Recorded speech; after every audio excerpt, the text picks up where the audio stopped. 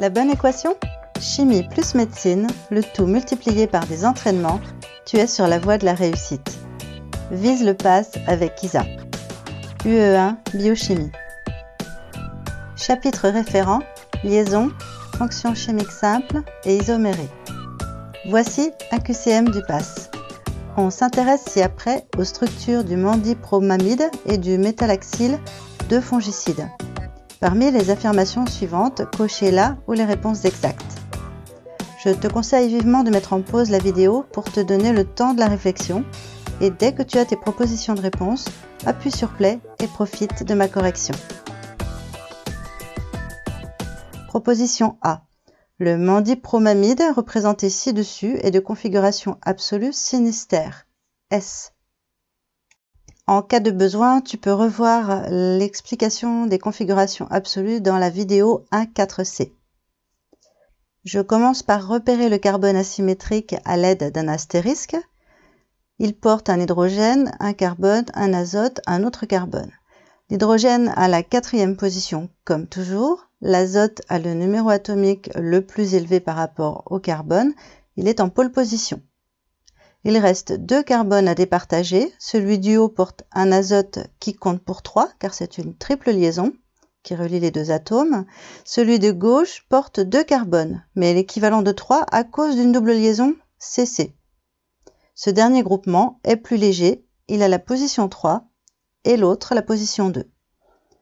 Le sens de rotation 1, 2, 3 est antihoraire et l'hydrogène est en arrière du plan. C'est une configuration S. C'est le S de sinistère qui signifie gauche en latin. Ici, tu peux regarder le début de la lettre S qui tourne effectivement dans le sens antihoraire. Ça peut être un moyen mémotechnique pour reconnaître et différencier R et S.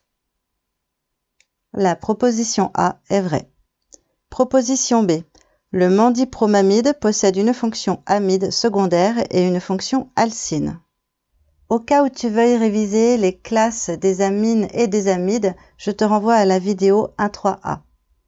Sur cette molécule, je repère effectivement un hydrogène posé sur un azote, lui-même relié à 2 autres carbones. C'est bien une amide secondaire et nous avons bien une triple liaison CC. Nous avons bien une fonction alcyne. La proposition B est vraie. Proposition C. Le métalaxyle possède 2 fonctions ester méthyliques. Alors, on en repère une, oui, la voici, mais je n'en vois pas d'autre dans la molécule. La proposition C est fausse. Proposition D. Le mendipromamide et le métalaxyle possèdent tous les deux une fonction amide secondaire. Nous avions préalablement identifié l'amide secondaire dans la première molécule. Par contre, dans la deuxième, nous n'en voyons pas. Là où il y a l'azote, c'est en fait une amide tertiaire. La proposition D est fausse. Proposition E. L'atome de carbone de la fonction nitrile, Cn, est hybridé sp. Hop là, attention, les hybridations du carbone sont très spéciales. On va les revoir ensemble. Une hybridation sp3, c'est une orbitale atomique S plus 3 orbitales atomiques P de la même couche électronique. Elles vont se réorganiser pour former 4 orbitales atomiques sp3. On voit ainsi apparaître 4 liaisons simples, ce qui nous conforme un tétraèdre. Nous avons donc une figure tétraédrique.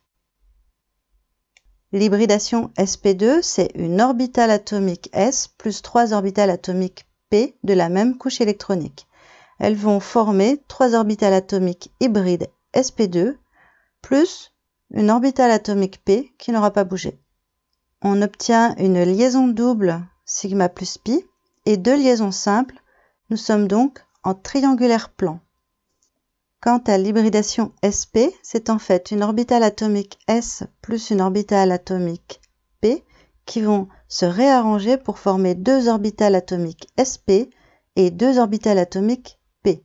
Cela va donner naissance à une triple liaison, sigma pi-pi, et une liaison simple, sigma. De ce fait, la molécule devient linéaire. Tu peux considérer comme les hybridations comme les exceptions qui confirment la règle générale. Retiens bien chacune des hybridations au type de liaison qu'elle peut créer. La fonction nitrile étant composée d'une triple liaison entre le carbone et l'azote, on peut dire que le carbone est hybridé sp. La proposition E est vraie. Continue à t'entraîner avec cette autre question issue des annales de première année de médecine. Si tu es bloqué par une question ou une incompréhension de cours, indique-le en commentaire. Si la vidéo t'a plu, mets le petit pouce en l'air, profites-en pour la partager autour de toi. Pour ne pas manquer mes prochains QCM, abonne-toi à ma chaîne, puis active la cloche. Si tu veux soutenir mon travail, tu peux devenir tipeur, en contrepartie de quoi je te donnerai accès à mes corrigés version PDF. Si tu veux faire des QCM de biomaths, c'est par ici. Des QCM de biophy, c'est par là. Je te souhaite bon courage et te dis à bientôt.